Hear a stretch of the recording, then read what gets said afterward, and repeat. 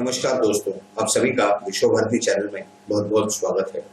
दोस्तों, जैसे कि अपेक्षित था कि पंजाब में जो चुनाव होने जा रहे हैं आज से 2 या 3 महीनों के अंदर, वो होने के पहले कई सारी विदेशी ताकतें वहां पर हिंसा का वातावरण फैला देंगी और कुछ घटनाएं वहां पर करवाएंगी, जैसे कि ये जो पूरा वातावरण हो प्रदूषित हो जाए और जाति धर्म के भेद और मतभेद वहां पर पैदा हो जाए।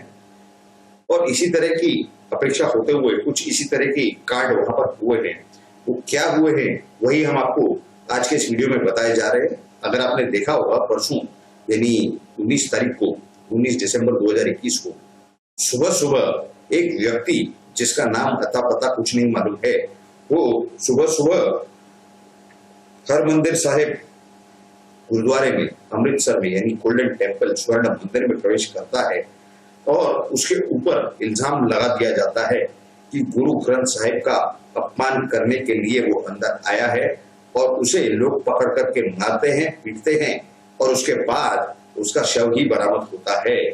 उसके बिल्कुल कुछ ही घंटों में यानी कुछ ही घंटों के अंदर कपूरथला में कुछ इसी प्रकार की घटना होती है।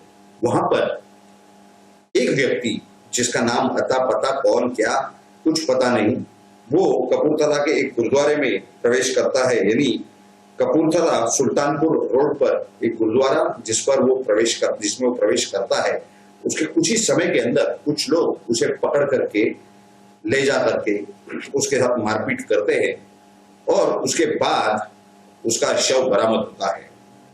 ये 2 घटनाएं कुछ ही घंटों के अंदर होती हैं और जिस मॉब ने ये मॉब लिंचिंग की है दोनों जगह पर, यहाँ के सूत्रों से जो जानकारी प्राप्त हो रही है उन सभी का संबंध एसजीपीसी से था, यानी शिरोमणि गुरुद्वारा प्रबंधक कमेटी।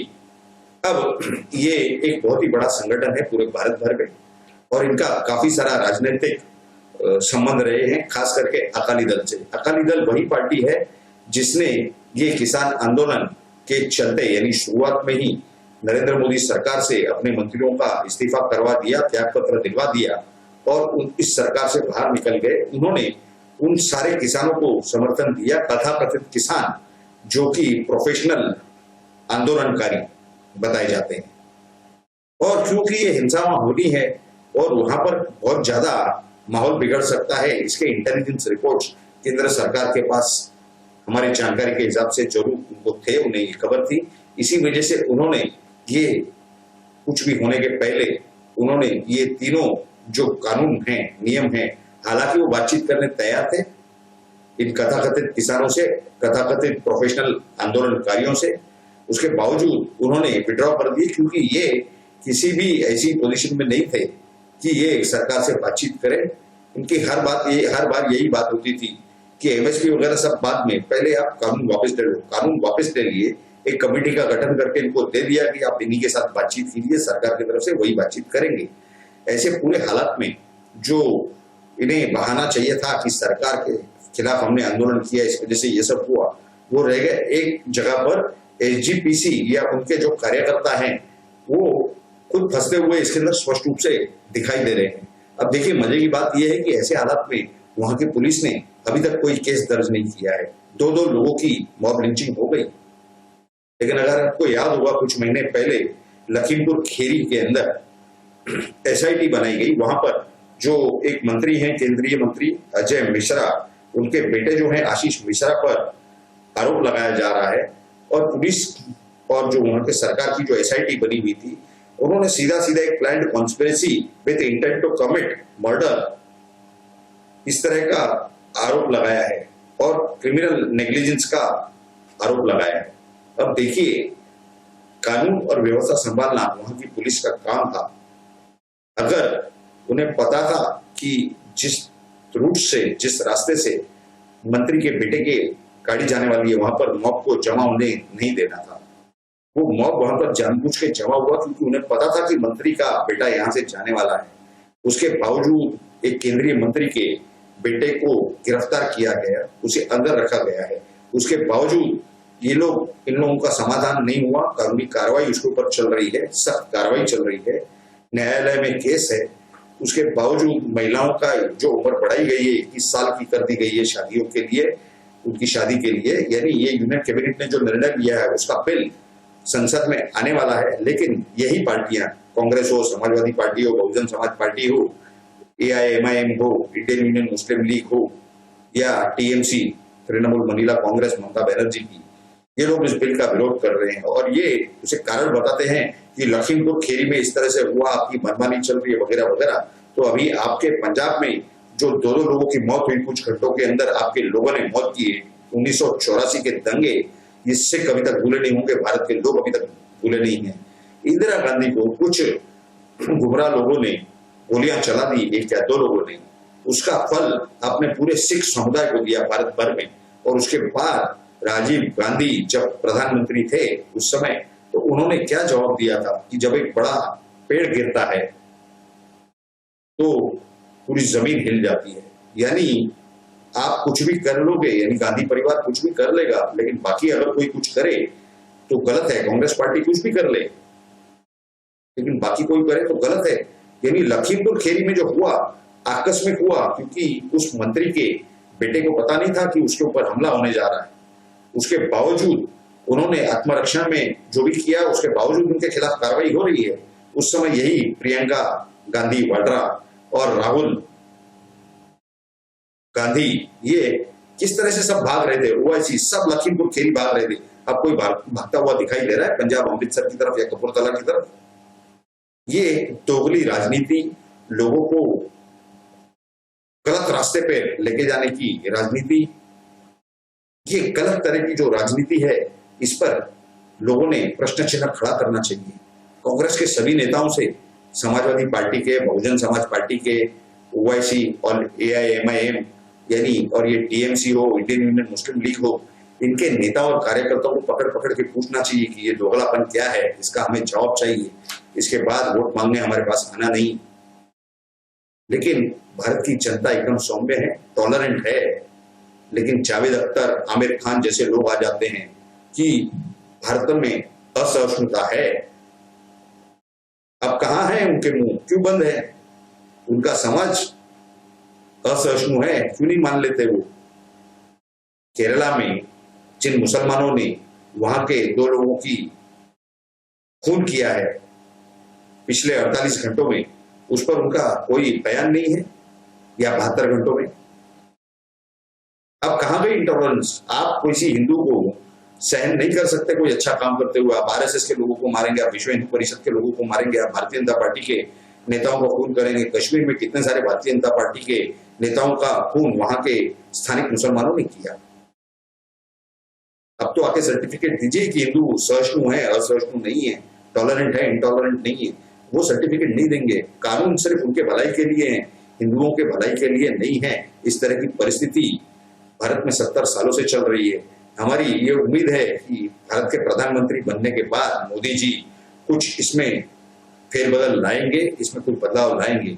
और अगर वो नहीं ला सकते या लाने की इच्छा नहीं है या प्रयास भी नहीं करते हैं, तो शायद उन्होंने ये जवाबदारी किसी फिट और परफेक्ट इंसान को दे देनी चाहिए, जो वहां पर बैठकर उसी जगह पर सही सही देश के और देश के जनता के हित में सही सही काम कर सके।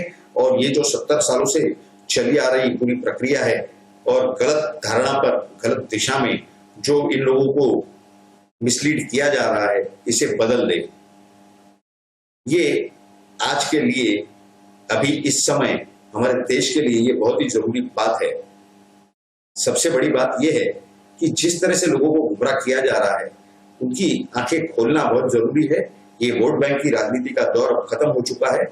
सबका साथ, सबका विश्वास और सबका विकास, ये 100% हम भी मानते हैं, देश की जनता भी मानती है कि बहुत जरूरी है। लेकिन इसके लिए जो लोग आर्थिक रूप से सक्षम है, क्या उन्हें रिजर्वेशन या आरक्षण दिया जाना चाहिए, या फिर ऐसे लोगों को आरक्षण देके हम जो ओरिजिनल मेरिट के लोग हैं उन्हें पीछे हटा रहे हैं, यानी देश की प्रगति को, देश के विकास को रोक रहे हैं?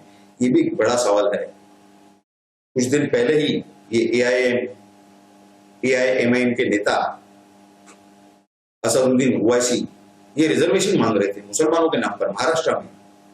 अरे भाई, आपको हमने जमीन दे दी 1947 में, पूरी जमीन का टुकड़ा रिजर्व कर दिया आपके लिए, आपको जो चाहिए वहां कीजिए।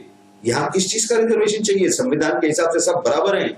और अगर आपको बाबा साहेब अम्बेडकर के संविधान का अपमान करना है तो खुले बाहर आकर के संविधान को आग लगाइए, हम भी देखते हैं। आप ये अलग अलग रास्तों से बाबा साहेब अम्बेडकर और उनके संविधान का अपमान कर रहे हैं। रिजर्वेशन चाहिए, किस चीज के लिए रिजर्वेशन चाहिए? 10 साल अम्बेडकर साहब ने दिया था रिजर्वेशन, सम्माननीय अम्बेडकर साहब ने उसके बावजूद और 10-10 साल बढ़ाने का प्रावधान भी किया था। 30 साल के बाद अब और 70 साल हो चुके हैं, यानी 40 साल ज्यादा हो चुके हैं। अभी तक अगर आपने मुसलमानों को आगे बढ़ने नहीं दिया तो कांग्रेस, इंडियन यूनियन मुस्लिम league, Samajwadi party, Bahujan Samaj party, Congress party, Gandhi परिवार ये जवाबदार है उसके लिए।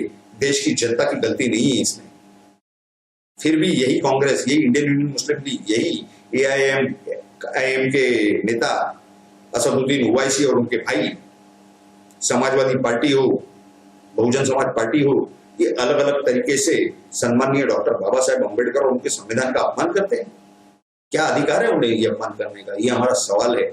इस संविधान का, जो भारत की जनता का वो संविधान है, उसका अपमान करने का इन्हें अधिकार क्या है? ये सवाल भारत की जनता ने उनसे पूछना बहुत जरूरी है।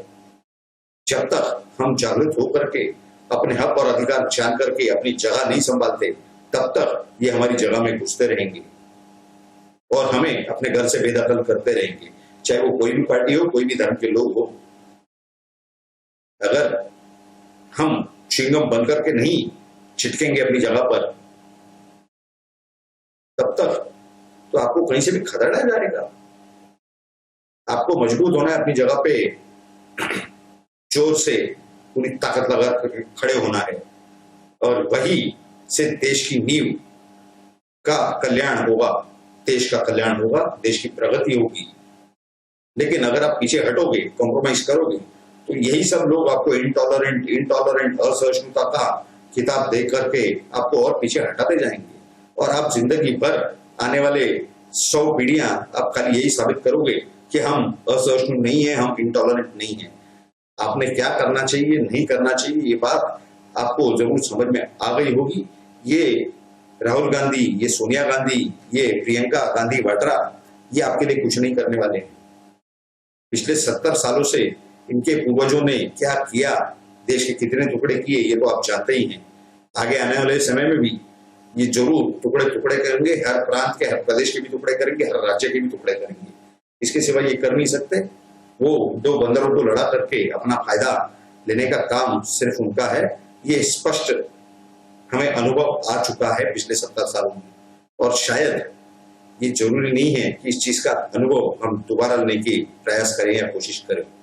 खैर, ये तो हमने आपको पूरी हकीकत बता दी कि किस तरह से ये सभी पार्टियां, राजनीतिक पार्टियां कैसे अपने दोगलेपन से सिर्फ नरेंद्र मोदी यानी प्रधानमंत्री सम्माननीय नरेंद्र मोदी जी को बदनाम करना चाहते हैं और हिंसा फैलाना चाहते हैं पूरे देश में, ताकि भारतीय जनता पार्टी और उनके सर्वश्रेष्ठ नेता प्रधानमंत्री श्री नरेंद्र मोदी जी बदनाम हो जाए और आने वाले चुनाव में उन्हें सबसे ज्यादा नुकसान हो।